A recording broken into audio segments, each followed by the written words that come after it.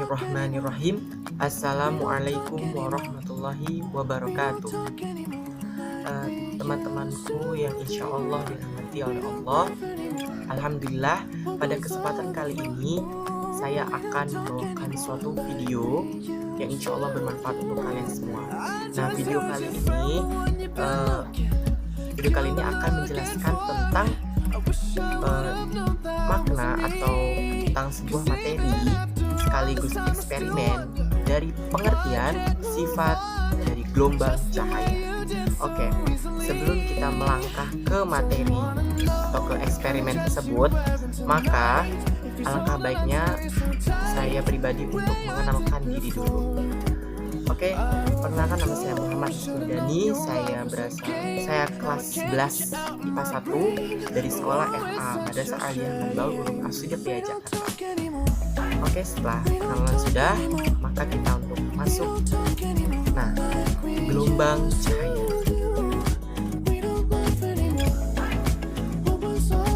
Sebelum kita masuk ke gelombang cahaya, maka kita akan mereview dulu pelajaran-pelajaran yang kemarin sudah kita pelajari, yaitu gelombang bunyi dan gelombang. Nah, apa sih gelombang itu? Gelombang adalah suatu getaran yang merambat dan rambatannya itu adalah membawa energi. Gelombang itu terbagi menjadi dua. Ada gelombang berdasarkan medium perantaranya dan ada yang berdasarkan arah getarnya. Nah, untuk yang berdasarkan medium perantaranya, gelombang terbagi menjadi dua, yaitu gelombang mekanik atau gelombang yang disertai medium perantaranya dan gelombang elektromagnetik atau gelombang yang tidak disertai medium perantaranya. Contohnya apa sih? Contohnya gelombang mekanik itu contohnya adalah ombak, suara, dan lain-lain. Sedangkan untuk gelombang elektromagnetik contohnya adalah sinyal dan cahaya yang nanti akan kita bahas.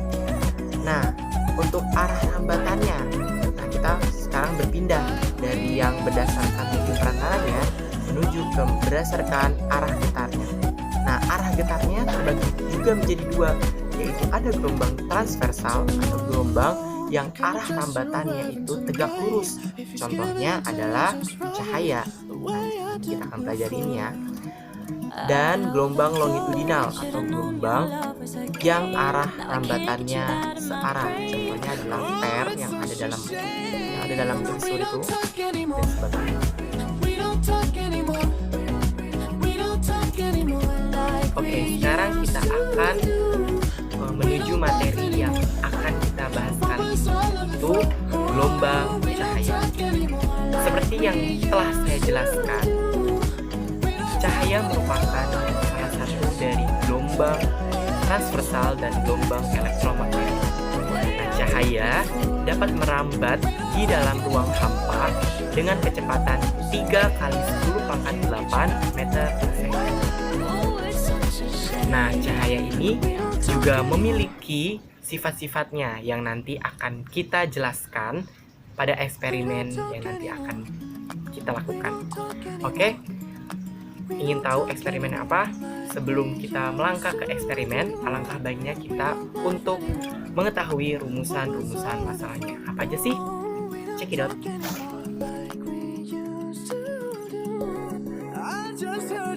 Oke, sekarang waktunya rumusan masalah. Rumusan masalah ada 3 yang akan kita bahas. Yang pertama adalah apa yang terjadi ketika sebuah sedotan dimasukkan ke dalam gelas yang berisikan air. Yang kedua adalah mengapa ketika kita melihat matahari dengan menggunakan kacamata hitam, maka kita tidak akan merasakan yang namanya silau. Yang ketiga adalah apa pengertian dari interferensi dan difraksi berdasarkan dengan eksperimen yang menggunakan sabun dan kaset. Ingin tahu jawabannya apa? Oke, ikuti terus dan tonton terus video kali ini. Check it out. Nah, untuk bahan-bahannya adalah yang pertama ada sabun yang telah dicampurkan air. Yang kedua ada senter. Nah, di sini saya menggunakan handphone sebagai senternya. Yang ketiga ada sedotan. Yang keempat gelas yang sudah diisikan air, kira-kira setengah dari volume gelas tersebut. Nah, yang kelima ada kaset, kemudian kacamata hitam, dan yang terakhir ada serbet untuk mengelap. Nah, kita akan melakukan eksperimennya di dua tempat, yaitu di indoor atau dalam ruangan dan outdoor luar ruangan. Ikuti terus yuk videonya.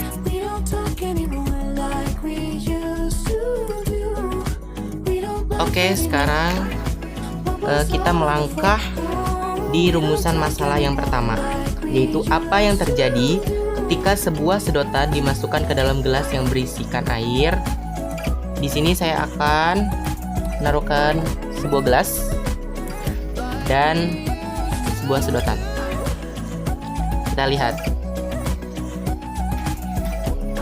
Sebelumnya kita lihat ya kondisi dari airnya dulu. Ini airnya bening, gak ada pewarna sama sekali, dan gelasnya juga bening, sehingga memudahkan cahaya, yaitu cahaya matahari, untuk masuk ke dalam gelas tersebut. Nah, untuk sedotannya juga kita lihat. Untuk sedotannya ini kualitasnya juga baik, tidak bengkok, ini lurus.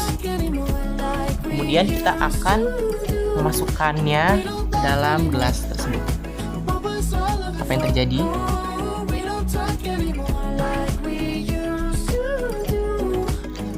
Kita bisa lihat di sini bahwa yang tadinya sedotan itu kualitasnya baik, lurus, tegak, tapi setelah dimasukkan ke dalam air itu seperti ada bayangan yang seakan-akan sedotan ini bengkok atau patah. Nah, peristiwa ini disebut sebagai pembiasan. Pembiasan adalah peristiwa pembelokan cahaya dengan melalui medium yang berbeda kerapatannya. Berdasarkan hukum Snellius, pembiasan dapat dirumuskan N1 sin theta 1 sama dengan N2 sin theta 2. N1 sebagai indeks bias pertama, N2 sebagai indeks bias kedua, theta 1 sebagai sudut datang, sedangkan theta 2 adalah sudut bias.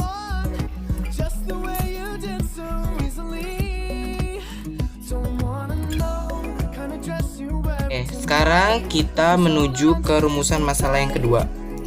Mengapa ketika kita melihat matahari atau sumber cahaya dengan menggunakan kacamata hitam, maka kita tidak akan merasakan silau? Nah, sekarang kita akan menyiapkan bahan-bahannya. Ini sudah ada kacamata hitam. Dan saya akan menyalakan senternya di HP. Nah, ini. Nah, sebelumnya kita cek dulu ya kualitas dari bahan-bahan tersebut. Nah, di sini ada senter. Nah, senter ini kita lihat cahayanya. Cahaya yang nanti akan ditembus oleh kacamata hitam itu sangatlah silau ya. Nah, kemudian untuk kacamata hitamnya sendiri ini benar-benar hitam. Ini bukan biru atau apa, ini gelap. Nah ya, selanjutnya kita akan buka kacamatanya.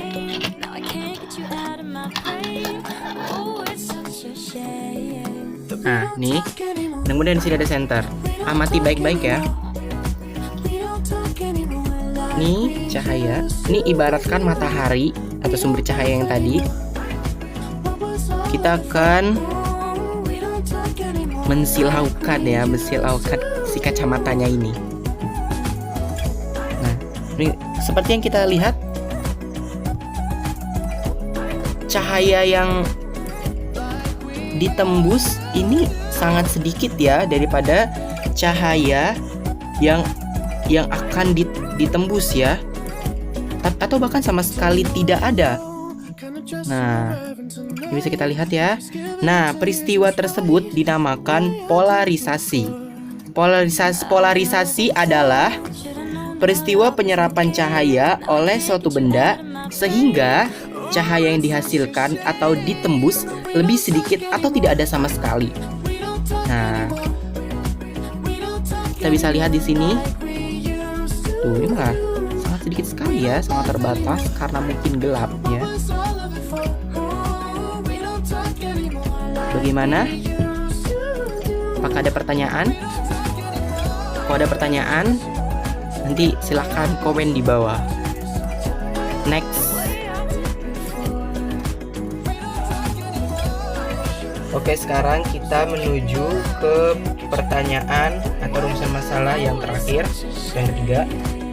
Apa pengertian dari interferensi dan difraksi berdasarkan eksperimen dengan menggunakan sabun dan kaset? Nah, di sini sudah ada kaset ya. Kaset, dan saya akan menggunakan senternya. Ini senternya.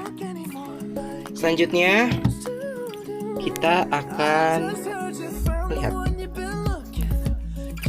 apa yang terjadi.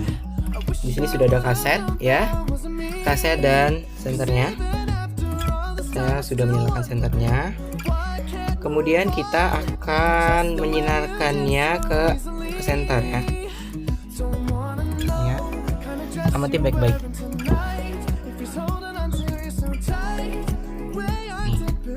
Ya. Dan kita lihat bayangannya ya. Nah, tampak cahaya ini mengalami pelenturan ya, atau pembelokan arah cahaya ya. Ya, kita bisa lihat di sini. Tampak bahwa cahaya dari senter dipantulkan oleh sebuah kasetnya ya, kaset ini, sehingga menghasilkan warna-warna yang indah pada bayangan kaset. Namun dia tidak tidak sejajar ya, tidak searah gitu. Ya, kita bisa lihat ya. Nih ya. Nah, seperti pembelokan gitu ya, pemantulannya. Peristiwa tersebut disebut difraksi. Difraksi adalah peristiwa pembelokan cahaya atau arah rambat cahaya apabila melewati celah yang sempit. Difraksi cahaya dapat terjadi pada celah tunggal dan kisi. Selanjutnya kita akan menguji interferensi. Interferensi pada kaset nih ya. Nah, sekarang kita akan menguji interferensi menggunakan kaset juga dan senter juga ya. Sekarang kita lihat sini ada warna-warna indah ya. Dan ini kaset. Kita bisa lihat di sini ya. Jika senternya diputar, maka pelangi-pelangi itu akan mengikuti sumber cahaya, akan terus mengikuti. Cahaya dari senter membentuk warna-warna di kaset karena cahaya tersebut menembus celah yang sempit. Nah, peristiwa tersebut dinamakan interferensi. Interferensi adalah peristiwa perpaduan dua cahaya atau gelombang cahaya yang koheren atau memiliki amplitudo dengan frekuensi yang sama dan pada fasenya tetap. Nah, pola hasil interferensi ini dapat ditangkap pada layar, yaitu ada yang nama pola terang atau hasil interferensi maksimum, atau juga disebut pola konstruktif atau saling memperkuat. Sedangkan pola gelap yaitu hasil interferensi minimum atau bisa juga disebut destruktif atau saling memperlemah. Kemudian kita akan menguji interferensi pada sabun. Penasaran? Terus ikuti video sampai habis ya. Check it out. Next. Oke, sekarang kita akan menguji interferensi dari sabun. Di sini sudah ada sabun ya. Saya akan ngaduk sabunnya ya. Ya, sekarang saya akan mengaduk-ngaduknya. sehingga terbentuk gelembung ya. Sampai bentuk sebuah gelembung. Aduh, tumpah.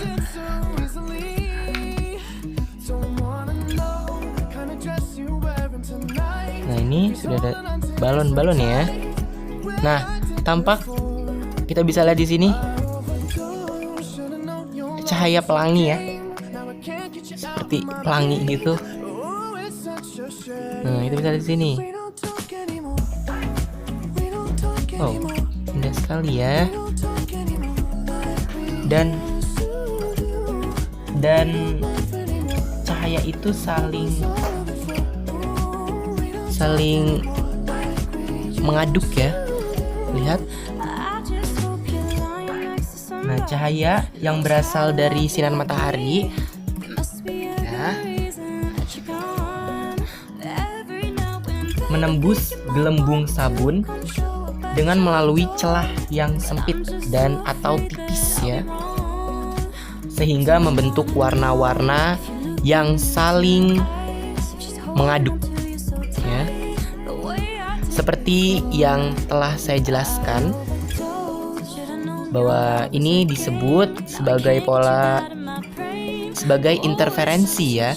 Interferensi adalah peristiwa penggabungan cahaya, penggabungan dua cahaya yang bersifat koheren atau frekuensi dan amplitudenya sama.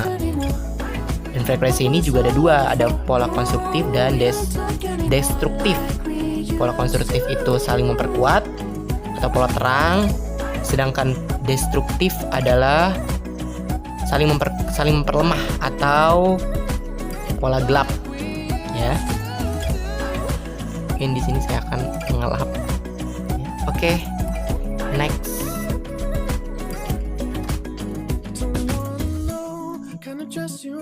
Oke, kesimpulannya adalah cahaya yang merupakan gelombang transversal atau arah getarannya tegak lurus, dan gelombang elektromagnetik atau gelombang yang tidak disertai medium perantaranya itu memiliki banyak sifat.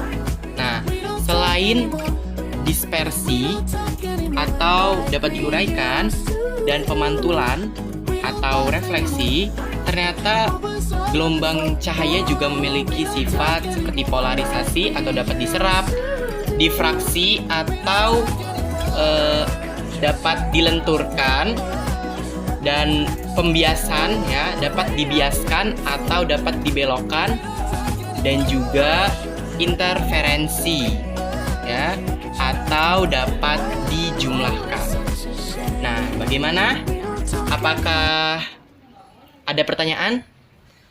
Nah, sekali lagi, jika ada pertanyaan maka silakan komen di bawah ya. Oke. Terima kasih atas perhatiannya. Allahumma muwaffiq ila aqwamit thoriq. Assalamualaikum warahmatullahi wabarakatuh. Semoga bermanfaat dan selamat menunaikan ibadah puasa, dan mohon maaf lahir dan batin.